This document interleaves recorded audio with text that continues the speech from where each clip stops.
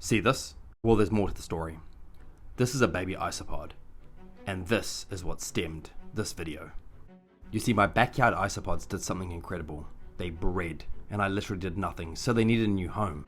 So I decided to build them a new home, a paradise for backyard isopods. I'm MaxtheGrot.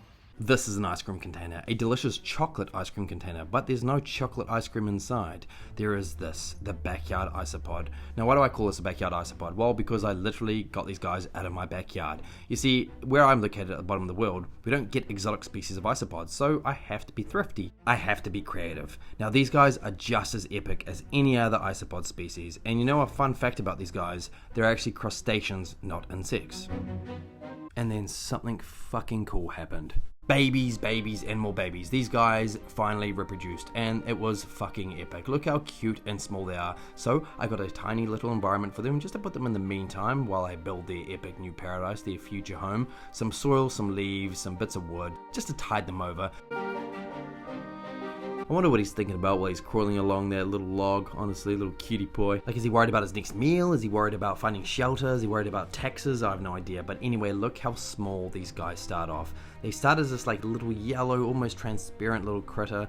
Basically a miniature versions of their adults, except much lighter. Now let's take a closer look into these amazing, incredible, interesting pet slash food slash God knows what anyone else does with them. Now, I'm not gonna lie, a pretty ugly looking critter up close and personal, but still an epic little creature. Now, why they're part of the crustacean family, I have no idea, but it kind of indicates why they require a lot more moisture than most of the insect family. So these guys like dark, damp environments, lots of moisture. Look at this guy, another baby up close and personal. There are a few different species in New Zealand, and I've kind of got a blend of both of them.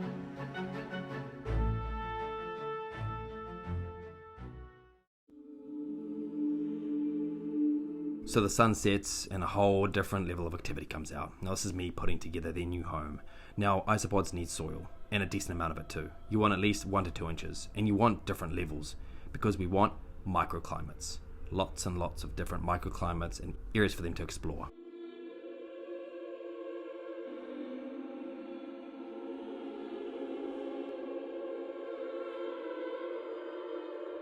As I mentioned earlier, lots and lots of moisture. So I need more soil and more moisture to add depth so they have the microclimates they need, as well as enough soil for them to dig around and be able to burrow. That's fucking beautiful.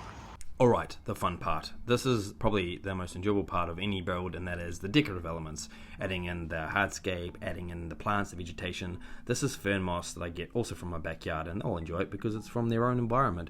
Now I am going to pick out all the weeds, all the niggly grasses, and kind of try to keep it as simple as possible so that it doesn't overgrow with any weeds or anything I don't want in there. Once I plucked it all out, like a chicken, I got that in there. Now once again, after this, I'm going to get it all in there, and I'm going to keep adding more and more moisture. But first, the leaves. Leaves are very important because the isopods eat the leaves, especially dead, old leaves. But it also makes the terrarium pop, and everyone knows this. Whether it's in aquariums, paludariums, terrariums, leaves just add character.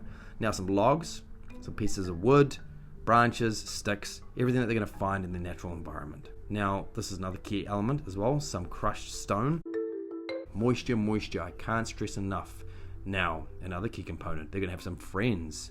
These are what I like to call springtails. Now, springtails eat all the bad bacteria and digest everything. They're basically a cleanup crew, and they're going to keep that soil nice and healthy. Now, I tried to get them on camera, up close and personal, but they're way too fucking fast. But anyway, here they are. Now the last soft touches, some branches, and of course let's get the little rascals in there. The roly-polies, the pill bugs, the backyard isopods. Now, I'm not lying, I used to feed these guys out to my tree frogs, to my geckos, and now I actually keep them as pets because I think they're incredible little animals. They are the easiest pets to have, they're super interesting, and they're actually super active. They are nocturnal, so during the day you might not see them, but you still might see them exploring like this little guy, but otherwise they are going to come out at night. But look at them all different shapes and sizes. Some of you have different colorways.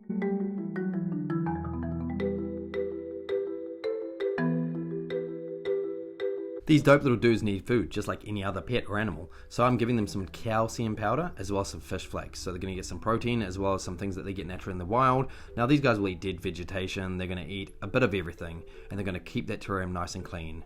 But I'm going to leave you with this. This is nighttime. This is when these guys flourish.